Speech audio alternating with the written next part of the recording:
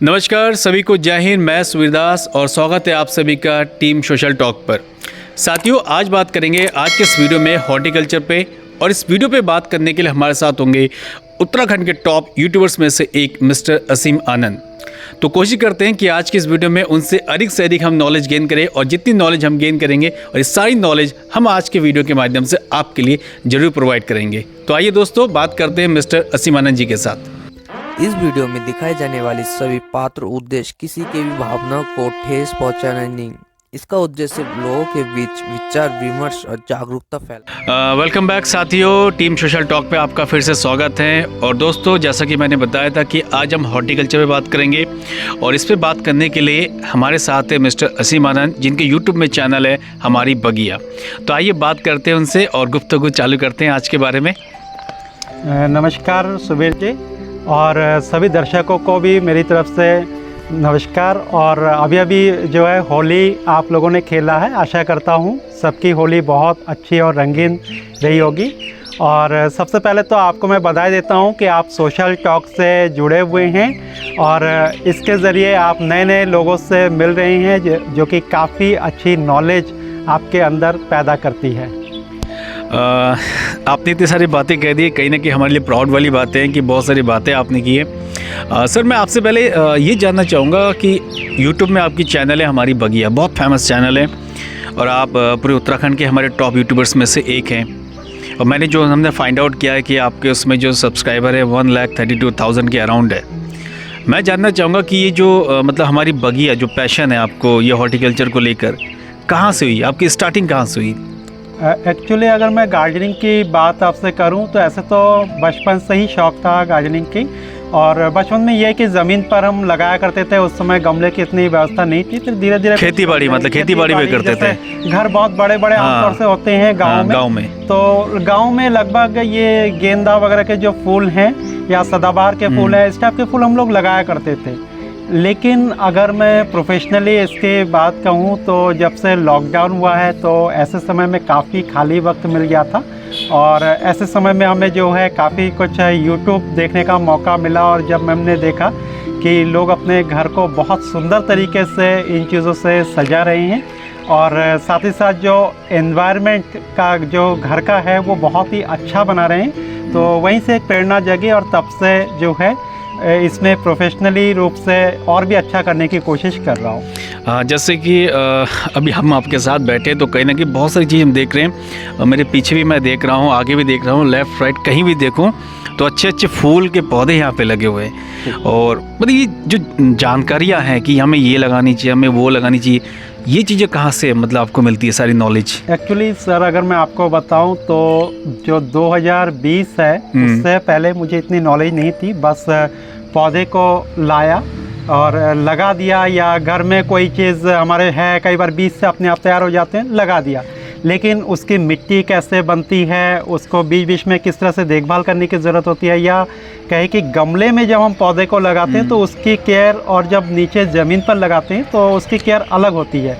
तो 2020 में जैसा मैंने आपको पहले ही कहा कि कुछ यूट्यूब चैनल वगैरह मैं देखने लगा, और ख़ास तौर से एक यूट्यूब चैनल है जिसका नाम है ग्रीन फ्रेंड्स, जो कि कोलकाता से। अच्छा, ग्रीन फ्रेंड्स कोलकाता से, वहाँ से इंस्पायर हुए कहीं ना कहीं? बिल्कुल, मैं उससे बहुत ज़्यादा प्रभावित हूँ, और आज भी मैं कोई दूसरा चैनल देखूँ ना देखूँ, लेकिन डेली ग्रीन फ्रेंड्स का जो टॉपिक है उसको मैं उस चैनल का मतलब जो बेसिकली मोटो क्या है कि इन्वायरमेंट के साथ जो है, बिल्कुल इन्वायरमेंट के साथ जुड़े हुए चैनल है, सबको मोटिवेट करते हैं। और जैसा कि आजकल लोगों के पास दिन ब दिन जगह की कमी होती जा रही है, हमारे पास ज़मीन जो है नीचे बची नहीं है, तो अब लोगों के पास बस एक छत ही है, तो अपने छत को किस तरह से यूज़ करें, और छत में ही एक छोटा सा पार्क नुमा जगह बन जाए, साथ ही हमारा एनवायरनमेंट जो है अच्छा रहे घर का।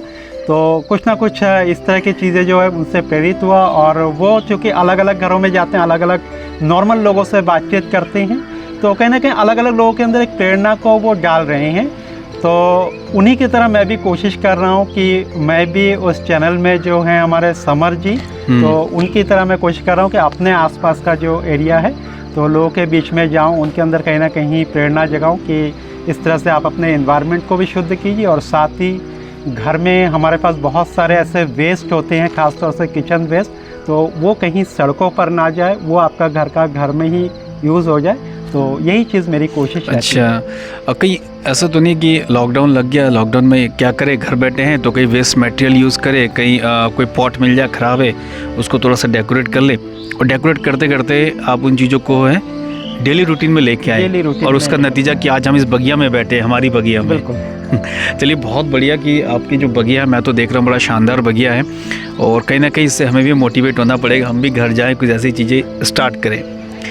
मैंने YouTube में देखा, कई चीज़ों में हम पढ़ते भी हैं कि जो इज़राइल है वहाँ पे मोस्टली इतनी प्लेस है नहीं, तो वो वर्टिकल गार्डन करते हैं। वर्टिकल गार्डन में कई सारे वेजिटेबल्स और जो फ्रूट्स होते हैं वो भी उसको प्रोड्यूस करते हैं। तो जितने भी आप यहाँ प्लांट लगाते हैं मोस्टली क्या है, वेजिटेबल के हैं या फ्रूट्स के हैं? एक्चुअली हर तरह के फ्लावर प्लांट्स है यहाँ पर है। शुरुआत तो मैंने फ्लावरिंग प्लांट्स से ही की थी, लेकिन फ्लावरिंग प्लांट्स के साथ साथ जो ऑर्नामेंटल प्लांट्स है हमेशा हरे भरे रहते हैं, तो इस तरह के प्लांट्स भी है। साथ ही वेजिटेबल गार्डन यहाँ पर अलग है, उसके साथ साथ जो मेडिसिनल पौधे हैं जिसका यूज हम डेली रूटीन में करते हैं। और खास अच्छा, मेडिसिन वाले भी कुछ पौधे हैं यहाँ पर? बिल्कुल, मेडिसिनल प्लांट्स भी कई सारे हैं। आयुर्वेद की जो है एकदम घर पे ही बना देते हैं, कोई इमरजेंसी हो तो हम ले सकते हैं। अगर आप देखेंगे तो फ्रूट गार्डन भी एक अलग से है, तो छत पर ही ये सारी चीज़ें, मतलब फ्रूट गार्डन का अलग सेक्शन हो गया, वेजिटेबल गार्डन अलग सेक्शन हो गया, मेडिसिनल प्लांट्स अलग सेक्शन हो गया, और फ्लावरिंग का अलग सेक्शन हो गया। तो और बाकी जो आपके ऑर्नामेंटल प्लांट्स हैं वो भी हो गए। तो अच्छा। हर तरह की थोड़ी थोड़ी चीज़ें आप इस तरह सर, बेसिकली जो हॉर्टिकल्चर में मैं आपकी एक वीडियो देख रहा था आपकी हमारी बगिया चैनल में, तो आप फर्टिलाइज़र के बारे में बता रहे थे कि मोस्टली फर्टिलाइज़र बहुत इंपॉर्टेंट है हम जो भी प्लांट हम लगाते हैं। तो कुछ फर्टिलाइज़र मैं देख रहा था कि आप घर पे ही उसको तैयार कर रहे हैं। बिल्कुल। तो बाहर का फर्टिलाइज़र क्या वो मतलब सूटेबल नहीं है चीज़ें? एक्चुअली सर, अगर मैं अपना अनुभव बताऊं तो मैंने बाहर के फर्टिलाइज़र को भी जो है यूज़ किया और घर के फर्टिलाइज़र को भी यूज़ किया, लेकिन बहुत ज़्यादा मैं फ़र्क नहीं पाता हूँ। बल्कि बाहर का फर्टिलाइज़र हम अगर यूज़ करते हैं, एक तो खर्चा हमारे गार्डनिंग में बहुत ज़्यादा बढ़ जाता है। एक आम इंसान के लिए काफ़ी प्रॉब्लम जो है उसके अंदर आ नहीं पाता। अगर हम बहुत सारे लोगों को देखते हैं, गार्डनिंग चैनल में भी देखते हैं, अलग अलग दूसरे जो फर्टिलाइज़र है, कभी बोन मील, कभी लेदर मील, कभी जो है सीवीड, और कभी जो है ब्लड मील, इस तरह की बात करते हैं, जो कि आम लोगों के समझ से बिल्कुल परे है। उन्होंने कभी इसको देखा नहीं, ना इसका नाम सुना, ना ही उनके आसपास के मार्केट में ये चीज़ें मिलती है। तो ये चीज़ें खरीदना भी काफ़ी कॉस्टली होता है। ठीक, तो इन चीज़ों को यूज़ करके भी मैंने देखा, और इसके यूज़ के बगैर जो मैंने देखा है कि हमारे गांव में जो आमतौर से शुरुआत से यूज़ करते हुए आ रहे हैं वो है गोबर की खाद। तो मैंने गांव में मेरा ज़्यादा रूटीन रहता है कि आसपास के गांव में ही मैं जाता हूँ, और लोग मोस्टली गोबर के खाद का ही यूज़ करते हैं। हमने भी उन चीज़ों को देखी कि गोबर की जो खाद है खेतों में बड़ी मात्रा में यूज़ होता है। और इसके अलावा एक चीज़ मैं देख रहा हूँ कि आजकल जो है शहरों में बहुत ज़्यादा लोग रहते हैं, और मुझे लगता है कि गांव से ज़्यादा शहरों में इन सब फूलों का शौक कुछ ज़्यादा ही है लोगों को। तो उनके लिए एक समस्या है कि अगर वो लोग बाहर से खाद को मंगाने जाए तो काफ़ी कॉस्टली पड़ जाता है, और आसपास कई जगह होती भी नहीं है वो खादें। तो सबसे बेटर ऑप्शन मुझे जो लगता है वो है हमारा किचन वेस्ट। तो किचन वेस्ट को हम अलग अलग तरीके से किस तरीके से यूज़ कर सकते हैं, वो मेरे वीडियोस में भरपूर मात्रा में ये चीज़ें, और डेली में इसी पर मेरा फोकस रहता है कि घर का जो किचन वेस्ट है वो बाहर ना जाए। बाहर सड़क गंदा होगा, और आजकल तो आप देख रहे होंगे कि मलबे के इतने ऊंचे ऊंचे पहाड़ बन रहे हैं, तो कहीं इस तरह की चीज़ें ना हो, घर में यूज़ हो, उसी का यूज़ हम फल फूल सब्जियां उगाने में करें। तो मेरा टोटली फोकस यही रहता है। मतलब घर के जितने वेस्ट मटेरियल होगा उनका कम्प्लीटली हम कैसे यूटिलाइज़ करें, और कहीं ना कहीं ये बहुत ही टेक्निकल चीज़ें भी है कि हम कैसे यूटिलाइज़ करेंगे। इसके लिए जो आपकी चैनल है हमारी बगिया, मैं समझता हूँ बहुत इम्पोर्टेंट भी है, और लोगों के लिए बहुत इसमें यूज़फुल भी है कि कैसे आप उस चीज़ों को यूज़ कर सकते हैं। सर, अभी रिसेंटली मुझे पता चला कि हमारी टीम ने फाइंड आउट किया है चीज़ें, आपको सिल्वर प्ले बटन मिला है यूट्यूब के लिए, क्योंकि आपने 1 लाख सब्सक्राइबर गेन किया है। तो ये बहुत बड़ी अचीवमेंट है इस एरिया पे कि आपने इसको गेन किया है। क्या नज़रिया इसको देखने का आपकी तरफ से? मुझे तो बहुत खुशी हुई, मुझे तो कभी उम्मीद नहीं थी। अच्छा, मेरी तरफ से बधाई भी सबसे पहले, सर मैं भूल गया था, आपको बधाई भी हुई। एक्चुअली जब मैं शुरू में आया था तो मैंने सोचा था ठीक है, गार्डनिंग की मुझे जो भी थोड़ी सी नॉलेज है इसको देते रहेंगे। जो है, जो भी लोग थोड़ा सा देखना चाहे तो वो भी देखेंगे। साथ में ये जो वीडियो है अगर यूट्यूब में अगर रहेगा तो आगे बुढ़ापे में कभी ना कभी मैं इसको देख करके खुद ही खुश भी होता रहूँगा कि अच्छी चीज़ है, चलो कुछ काम मैंने किए हैं। तो ये सोच करके मैं आया था और मैंने देखा कि लोग अचानक से जो है वीडियो को पसंद करने लगे। तो और वहाँ से इंस्पायर हुआ और फिर ये सिलसिला बढ़ता गया। एक बार तो ऐसा हुआ कि डेली 1,000 सब्सक्राइबर बढ़ रहे थे। दिन में 1,000? एक दिन में Oh my God! 1,000 सब्सक्राइबर बढ़ रहे थे, लगातार हो रहा था ऐसे। तो इतना ज़्यादा इंस्पिरेशन मेरे अंदर आया कि फिर मैं अपने घर तक सीमित नहीं रहा। मैंने सोचा मुझे जितनी आती है, मुझे तो हो सकता है बहुत कम, मेरे अंदर कितना ज्ञान होगा, थोड़ा सा बाहर के लोगों से मिला जाए। आसपास लोग और भी तो लोग इस काम को कर रहे हैं, फूल पौधे उगा रहे हैं, तो उनसे मिला जाए वो कैसे करते हैं, तो उनके नॉलेज को ले। क्योंकि कोई भी व्यक्ति देखिए अपने आप में परफेक्ट नहीं होता। तो वो चीज़ मैं मानता हूँ, मेरे अंदर इतनी नॉलेज भी नहीं है। तो आसपास जब मैं गया तो मैंने देखा कि कोई जो है केवल मिट्टी में भी पौधे उगा रहे हैं, कोई गोबर की खाद का यूज़ कर रहे हैं, कोई मार्केट के फर्टिलाइज़र का भी यूज़ कर रहे हैं। तो कौन किस तरीके से कर रहे हैं, कोई जो है सिंपल जो चूल्हे की राख है उसका भी यूज़ कर रहे हैं। तो इन सब चीज़ों को जो है मैंने जब अलग अलग लोगों के पास गया तो जानने का भी मौका मिलता है, और साथ ही साथ अगर कोई कमी वहाँ मुझे दिखाई देती है तो उन चीज़ों को भी मैं बता देता हूँ, और यही चीज़ें वीडियो के ज़रिए लोगों तक भी पहुँचा पाता हूँ। आजकल जो आप बात कर रहे हैं कि बहुत जो मतलब अच्छी बात आपने कही है, एक तरफ सारी इन्फॉर्मेशन दी है एक आम इंसान के लिए कि कैसे पॉसिबल है। कई बार हम देखते हैं कि जब लोग ये हॉर्टिकल्चर में आते हैं तो उनको मिट्टी की परख नहीं होती है कि कौन सी मिट्टी स्पेशली यूज़ करनी चाहिए। कई लोग क्या करते हैं, जो चिकनी मिट्टी होती है वो यूज़ करते हैं, लेकिन स्पेशली मैंने ये देखा कि दोमट जो मिट्टी होती है वो सबसे इम्पोर्टेंट है। तो आम इंसान को कैसे पता चलेगा कि कौन सी मिट्टी किस टाइम यूज़ करनी चाहिए? बिल्कुल, एक्चुअली मोस्टली जो पौधे होते हैं हमारे दोमट मिट्टी, या जिसको हम कहते हैं कि थोड़े रेतीली या भुरभुरी मिट्टी, अच्छा, ये होनी चाहिए। एक्चुअली सर ये होता है कि जब हम ज़मीन पे गार्डनिंग करते हैं और गमलों में गार्डनिंग करते हैं तो काफ़ी फ़र्क होता है। हम अगर सीधा जो है हम जहाँ ज़मीन में गार्डनिंग कर रहे हैं वहाँ की मिट्टी को लेकर के गमले में भरते हैं और उसमें कुछ पौधा लगा देते हैं, तो कुछ समय तक तो पौधा ग्रोथ करेगा, अच्छा रहेगा, जब तक उसमें एनर्जी होगी। लेकिन होता ये है कि बहुत देर तक वो एनर्जी नहीं बनी रहती। तो इसके लिए हमें क्या करना पड़ता है, एक तो मिट्टी गमलों में भुरभुरा होना चाहिए, क्योंकि मिट्टी में जो है वो सख्तपन होता है। ज़मीन पर तो हम खुदाई उदाई कर देते हैं, गुड़ाई वुड़ाई बहुत ज़्यादा कर देते हैं, तो ज़मीन पर टिक जाता है, बहुत ज़्यादा प्लेस होता है। लेकिन गमलों में आपका पानी भी ऑब्ज़र्व करना चाहिए।